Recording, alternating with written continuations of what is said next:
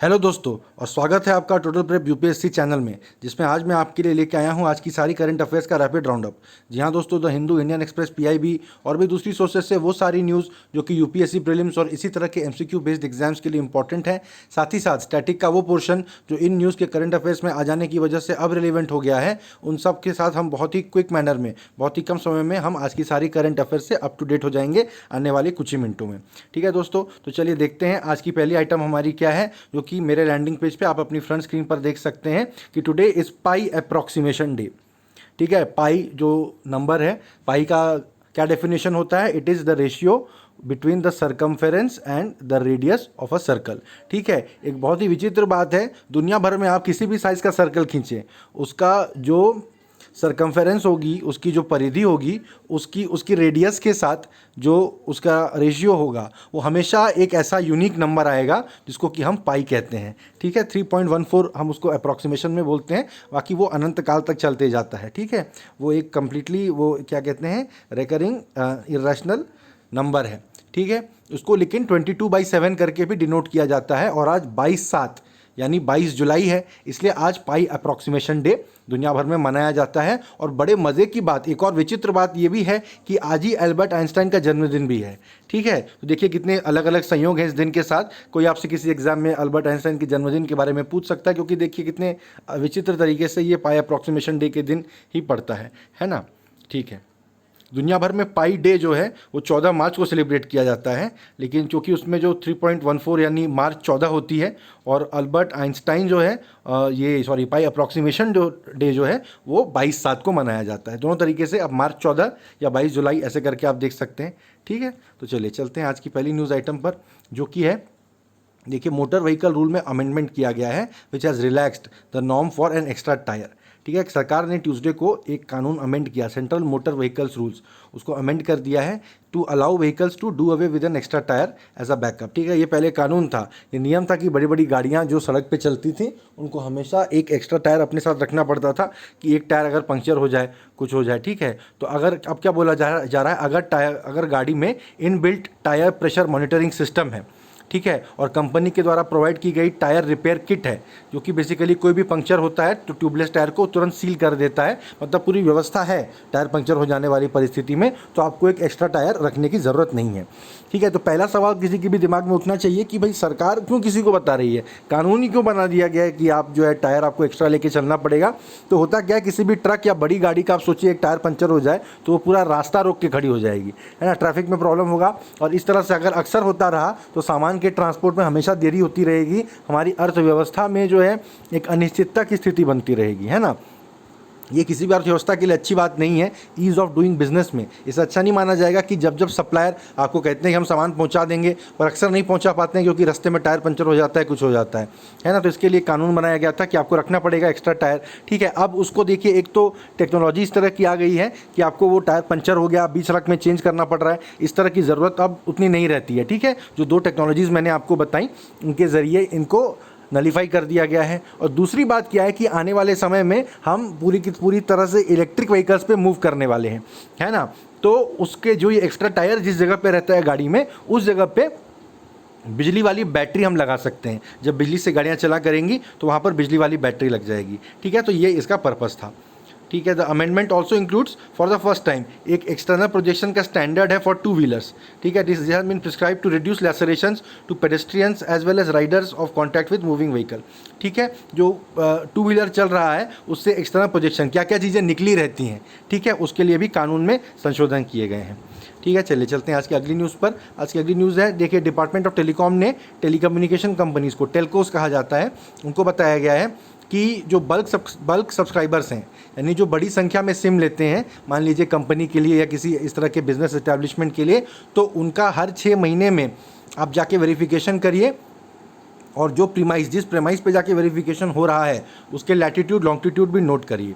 क्यों? क्योंकि क्या हो रहा है कि टेरर आउटफिट्स और इसी तरह के दूसरे एंटी सोशल एलिमेंट्स जो हैं वो इस तरह के बल्क में सिम ऑर्डर करते हैं, ये बोल के कि हम एक बिज़नेस एस्टैब्लिशमेंट है वगैरह वगैरह। किसी भी एक लोकेशन पे जाके उन्होंने रिसीव कर लिया और अगले दिन तो वहाँ से गायब हो ही जाएंगे। तो ऐसा ना हो, ताकि इसलिए हर 6 महीने में कंपनी वहाँ पहुँचेगी कि जिसने यहाँ से सिम हमसे बुक किया था, ये क्या कि हमारी यहाँ पे ऑफिस चल रही है, हमारी कंपनी चल रही है यहाँ पे, वो वहाँ मौजूद है कि नहीं।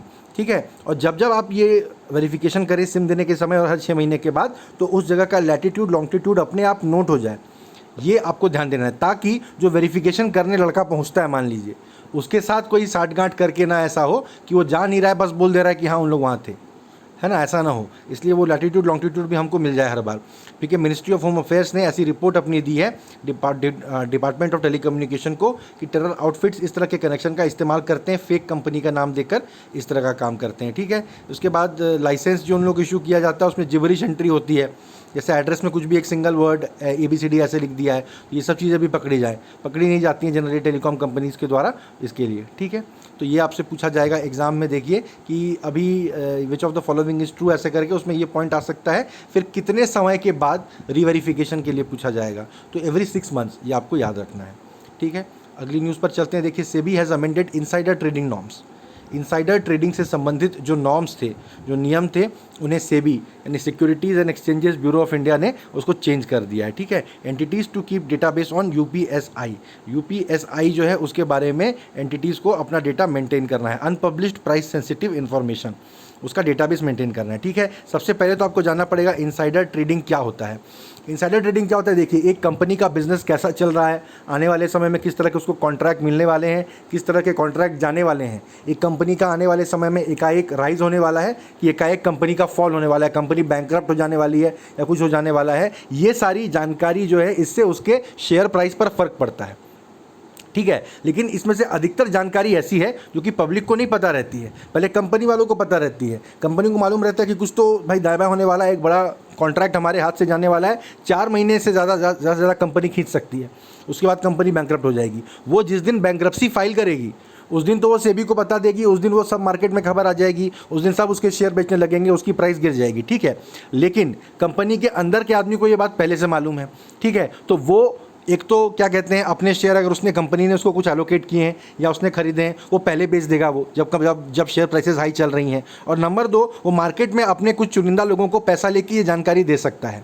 ठीक है, तो कुछ ऐसे शेयर ब्रोकर या ट्रेडिंग कंपनियां हैं जो अपने लोगों को बताएंगे कि देखिए हम आपको सबसे पहले बता रहे हैं ये खबर, अपना स्टॉक यहाँ पे बेच दो, ये कंपनी बैंकरप्ट होने वाली है। तो शेयर प्राइस हाई रहते रहते में उनके जो क्लाइंट्स हैं वो बेच देंगे, बाकी पूरा मार्केट जो है जो उस कंपनी के शेयर खरीद के बैठा है उसके साथ तो धोखा हो जाएगा, उसको पता नहीं रहेगा। तो दिस इज अनफेयर प्रैक्टिस, ऐसा नहीं होना चाहिए। This is called information asymmetry, कि मार्केट में सबके पास बराबर इन्फॉर्मेशन नहीं है अगर, तो ये गलत है। ठीक है, सरकार का काम, रेगुलेटर का काम यही है कि इन्फॉर्मेशन सिमेट्री, इन्फॉर्मेशन पैरिटी बनी रहे, सबके पास बराबर इन्फॉर्मेशन रहे। उसके बाद स्टॉक जैसे बढ़ते हैं गिरते हैं, लोग अपने हिसाब से वो देखेंगे।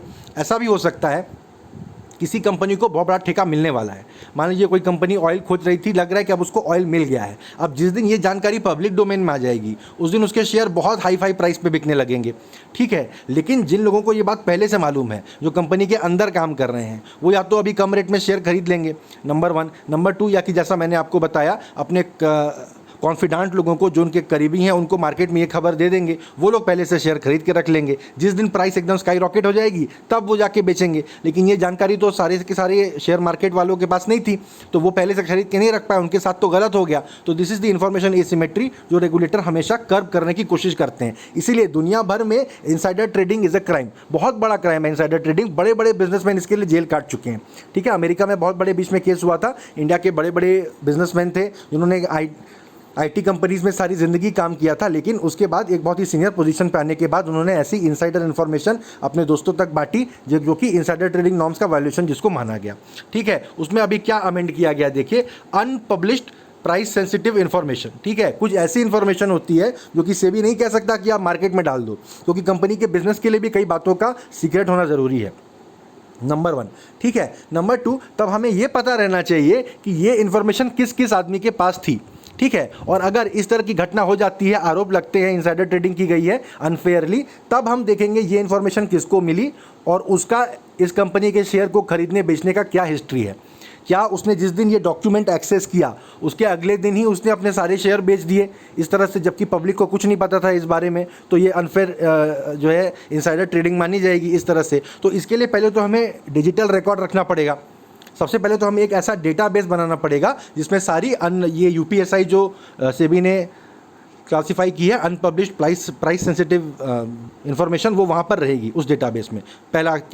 पहला पॉइंट। दूसरा पॉइंट, कौन कौन उसको एक्सेस कर रहा है इसका रिकॉर्ड मेंटेन रहना चाहिए डिजिटली, है ना। ये नहीं कि आपने कागज़ में लिख के रखा है, वो तो कोई भी काट के जोड़ सकता है। डिजिटली होना चाहिए किसने किसने एक्सेस किया है, ठीक है। नंबर 3, जब मांगा जाए तब सेबी ये बात दे दे। सेबी ने ये भी कहा है कि मार्केट वोलेटिलिटी को बेसिकली स्ट्रिक्टली सर्वेलेंस करने के लिए after the corona virus pandemic, या अगस्त 27 तक जो है सेबी मतलब स्ट्रिक्टली मार्केट में देख रही है कि कोरोना वायरस पेंडेमिक का इस्तेमाल करके कोई अनफेयरली पैसा बनाने या जो है लॉस क्रिएट करने की कोशिश तो नहीं कर रहा है, ठीक है। तो ये और प्लस क्या होता है कि डिस्क्लोजर जो स्टॉक एक्सचेंज को दिए जाते हैं रिगार्डिंग कोई भी हमारा डिसीजन है जो कि प्राइस सेंसिटिव है वगैरह, सेबी ने नॉर्म बनाए हुए हैं, इनको ऑटोमेट करना है। ये नहीं कि किसी इंसान के जिम्मे रहे, उस दिन वो भूल गया, उस दिन बड़ा व्यस्त था, वो 7 दिन बाद पहुंचा और इस बीच में जो है पूरा खेल हो गया, किसी ने शेयर बेच दिए, किसी ने खरीद लिए, ये काम ना हो। तो ऑटोमेटिकली जो इन्फॉर्मेशन है ऐसे डेटाबेस में रहे जो एक जो उस दिन पर हर दिन जो इस तरह के सेबी ने नियत किए गए हैं, ये डेटा सेबी के पास जाके फाइल हो जाए,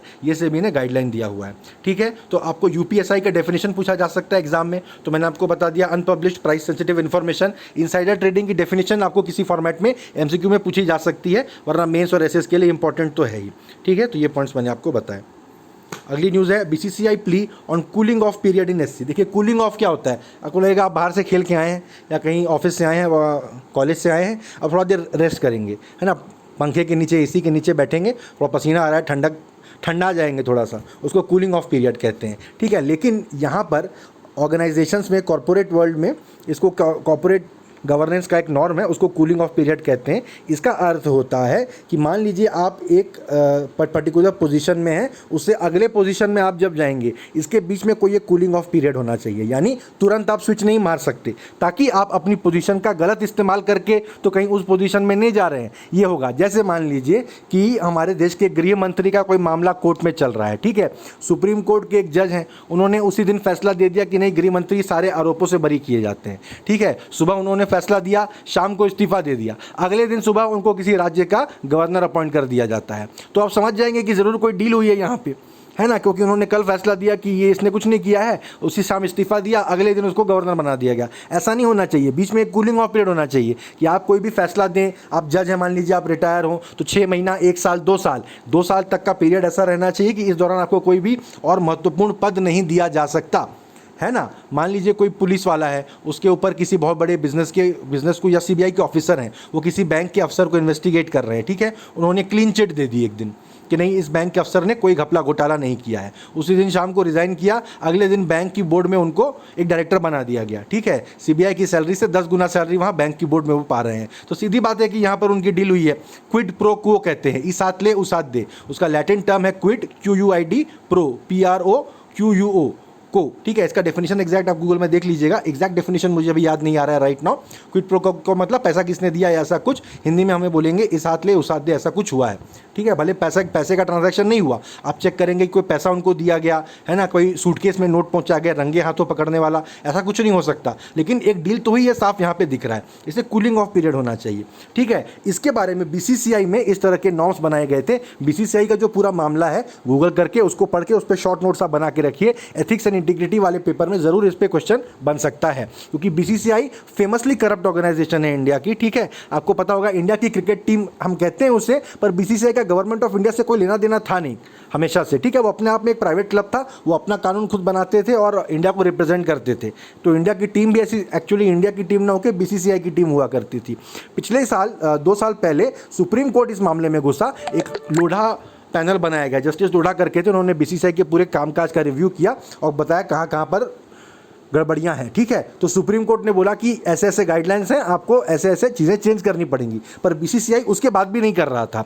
तो सुप्रीम कोर्ट ने खुद से एक कोर्ट ऑफ एडमिनिस्ट्रेटर बना दिया, ठीक है। जैसे जब ईस्ट इंडिया कंपनी के ऊपर ब्रिटेन की सरकार ने एक कोर्ट ऑफ डायरेक्टर्स लगा दिया गया था, है ना, उनके द्वारा ये देखने के लिए कि आप कोई गड़बड़ियां ना करें, ईस्ट इंडिया कंपनी कोई इस तरह के काम ना करे, वैसे ही सुप्रीम कोर्ट ने बीसीसीआई के ऊपर कोर्ट ऑफ एडमिनिस्ट्रेटर बना दिया है, ठीक है। उसने कुछ नॉर्म्स बनाए हैं जिसमें उन्होंने बोला है कूलिंग ऑफ पीरियड रहना चाहिए। जैसे Sourav Ganguly cricket association of Bengal के प्रेसिडेंट थे काफ़ी समय तक, अभी वो बीसीसीआई प्रेसिडेंट बन चुके हैं, आपको पता होगा। ये उनके जो है कूलिंग ऑफ पीरियड के खिलाफ है ना, जो कि मतलब कहा जाता है कि 3 साल कूलिंग ऑफ आपको करना चाहिए। अब लेकिन ऐसे में तो बीसीसीआई का कहना है कि ऐसे में तो बहुत इंपॉर्टेंट टैलेंट हाथ से निकल जाएगा, बहुत ही सीनियर लोग ही इस तरह के पोजीशंस तक पहुंचते हैं, उनकी ज़िंदगी के 3 साल बाद करेंगे, 4 साल बाद करेंगे, तो ये उनकी एफिशिएंसी पे अफेक्ट करेगा, इस तरह की बातें हैं। ठीक है, तो ये अब सुप्रीम कोर्ट में वो पहुंचे हैं ये बात बोलने के लिए कि देखिए कूलिंग ऑफ पीरियड वाला मामला हम पे यहाँ पे एप्लीकेबल नहीं होता है। ठीक है, तो कूलिंग ऑफ क्या होता है यही आपसे पूछा जा सकता है एमसीक्यू में। बाकी ये बीसीसीआई का पूरा जो मामला है उसमें आईपीएल की टीम के चेन्नई सुपर किंग्स, मैक्सिमम लोगों को पता होगा सीएसके टीम के जो मालिक थे वो बीसीसीआई प्रेसिडेंट के साले थे।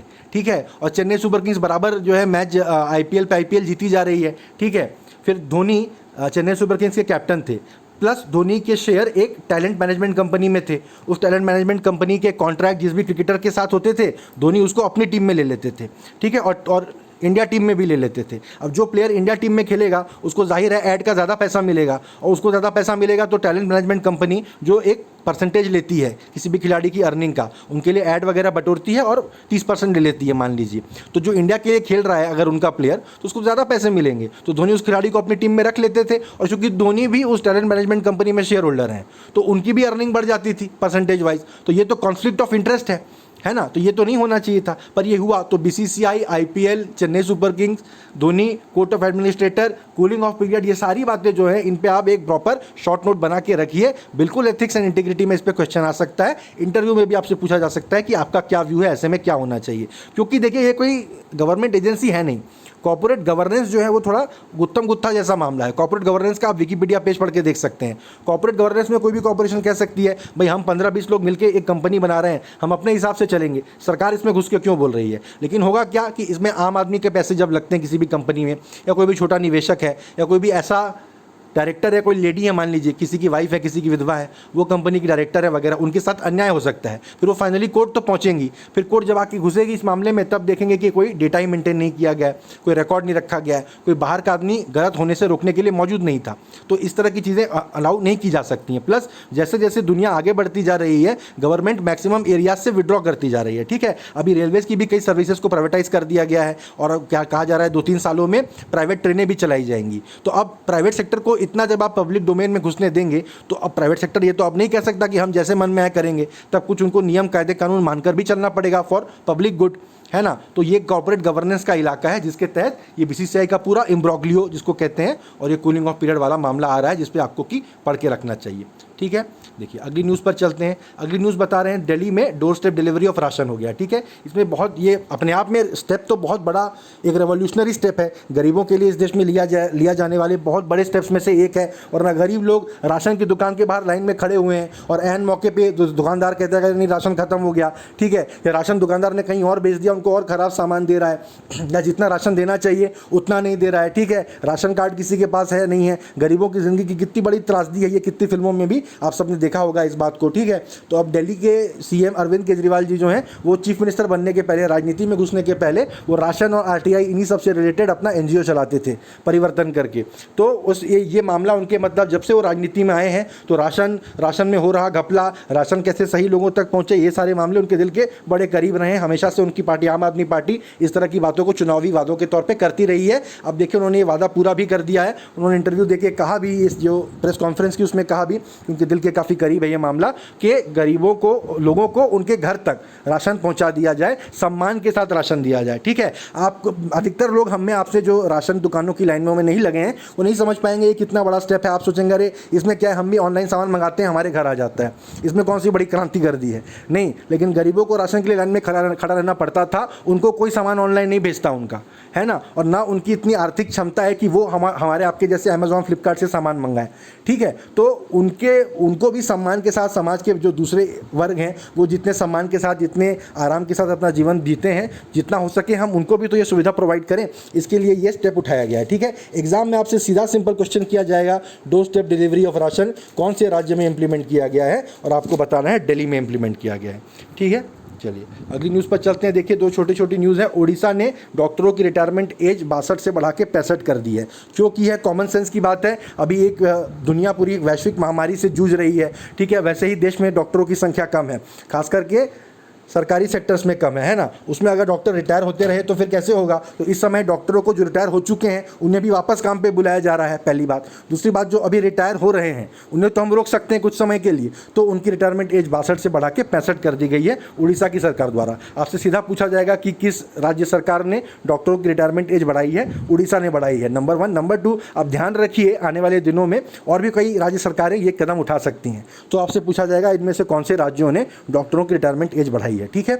दूसरा सवाल थोड़ा ये आने का चांस का मैं फिर भी आ सकता है कि रिटायरमेंट एज बढ़ा के कितनी कर दी गई है, ठीक है। तो 62 से 65 कर दी गई है। कोई सोच सकता है कि 60 होगी, जनरली लोग सोचते हैं गवर्नमेंट में रिटायरमेंट एज 60 होती है, ठीक है। उड़ीसा में स्टेट गवर्नमेंट में डॉक्टरों की शायद 62 चल रही थी। तो एक तो पहली बात यही अलग बात है जो कोई गेस नहीं कर पाएगा एग्जाम में, तो यही हो सकता है पूछ दे कि कितने से कितनी की गई है, तो 62 से 65 की गई है, ये आप याद रखिए, ठीक है। दूसरा पॉइंट ये है कि देखिए आसाम में बाढ़ आई हुई है, ये सबको पता है। तो मेघालय और आसाम में एक्सेस पानी गिरा है ना, और अरुणाचल प्रदेश में बराबर जितना हर साल गिरता है उतना पानी गिरा है। लेकिन वहीं मणिपुर, मिजोरम और नागालैंड में हर साल की तुलना में 1/3 कम पानी गिरा है।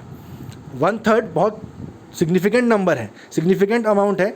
2/3 ही पानी गिरा है जितना हर साल गिरता है। कहाँ पर? मणिपुर, मिजोरम और नागालैंड में, ठीक है। आपसे क्वेश्चन आ सकता है कि नॉर्थ ईस्ट के किन राज्यों में बाढ़ आई हुई है। आप नागालैंड या पूरे entire north east is flooded, इस तरह की बातें भी लिख सकते हैं, या इंटरव्यू में भी आपसे पूछ सकता है। आपको ये याद रखना पड़ेगा कि मणिपुर, मिजोरम और नागालैंड में बाढ़ नहीं आई है। As a matter of fact वहाँ कम पानी गिरा है, ठीक है। वो हो सकता है पानी के क्राइसिस से जूझें इस साल, है ना।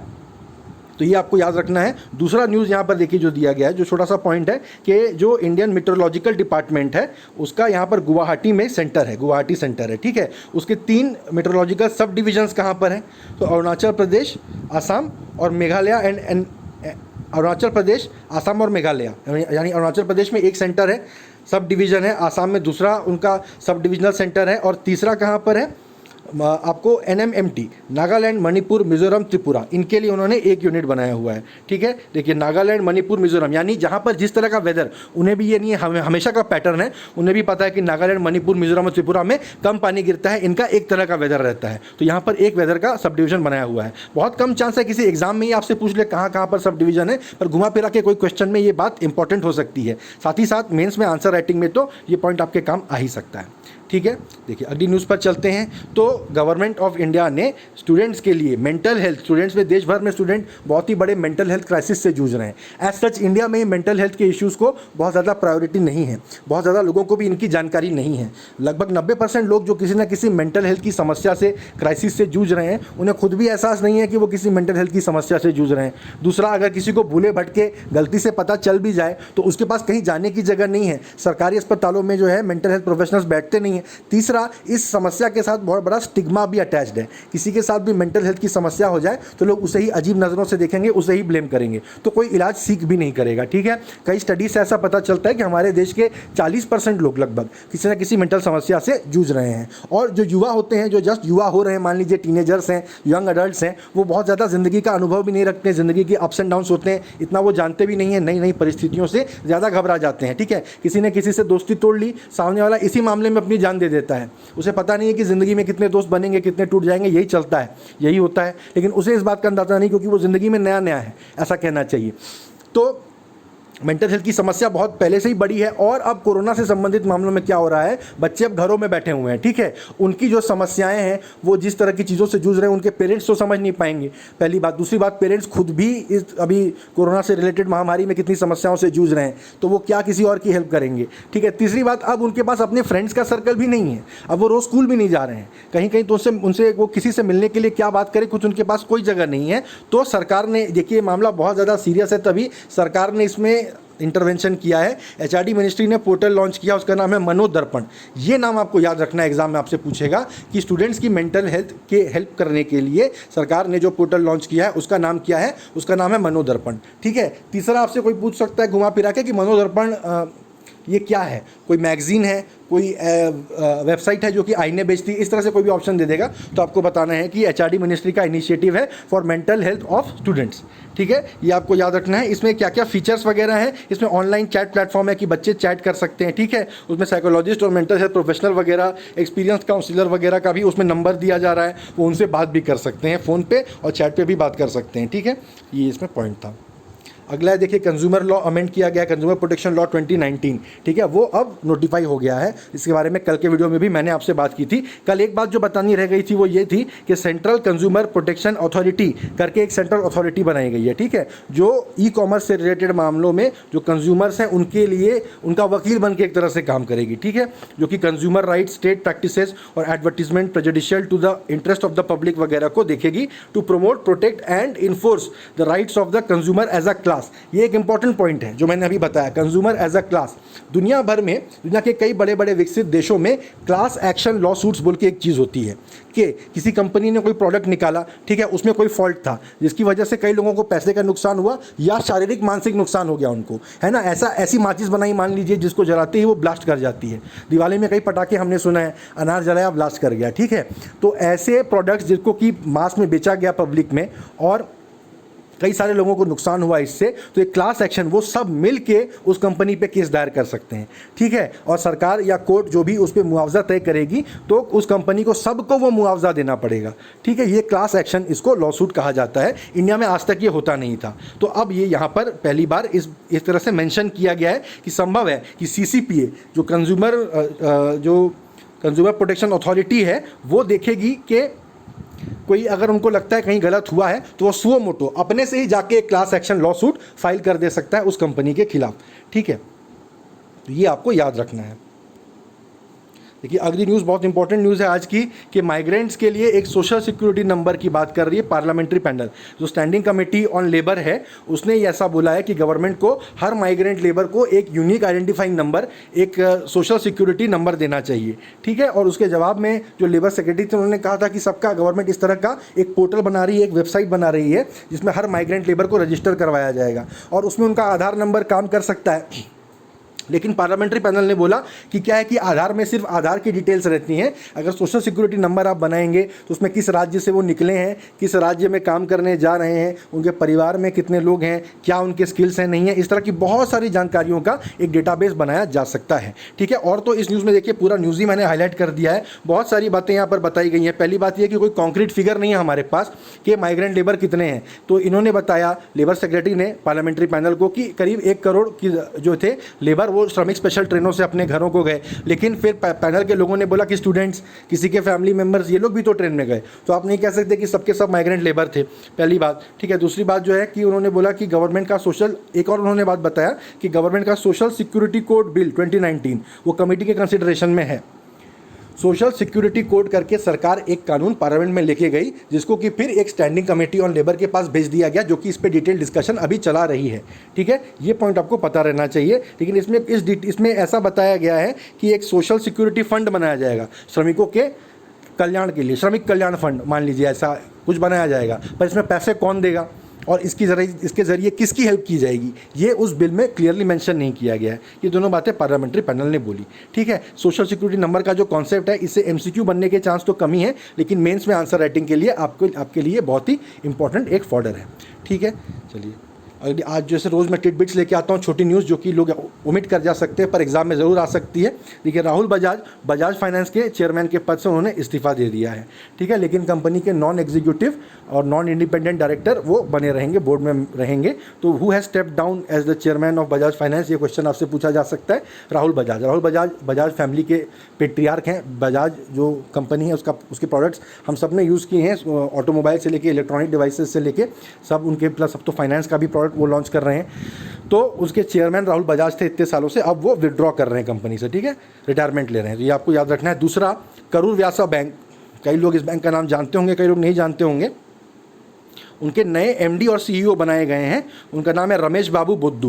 देखिए नाम थोड़ा सा अलग है इसलिए याद रह जाएगा, रमेश बाबू बुद्धू। UPSC प्री में इस तरह के क्वेश्चन नहीं आते हैं जनरली, पर कुछ कहा तो जा नहीं सकता, और दूसरे एग्जाम्स में तो गारंटी से आ सकता है कि नया करोड़ व्यासा बैंक का CEO किसको अपॉइंट किया गया है, ठीक है। तो रमेश बाबू बुद्धू आपको बताना है। तीसरा आज का टिटबिट है कि जूम अपना टेक सेंटर बेंगलुरु में खोल रहा है। जूम के बारे में आज की डेट में सब लोग जानते हैं, वीडियो कॉन्फ्रेंसिंग वगैरह के लिए इसको इस्तेमाल किया जा रहा है। वो बेंगलोर में अपना टेक सेंटर खोल रहे हैं और यहाँ पर आने वाले समय में काफ़ी हायरिंग वगैरह भी करेंगे, ठीक है, जो कि बहुत ही एक अच्छी न्यूज़ है इंडिया के लिए।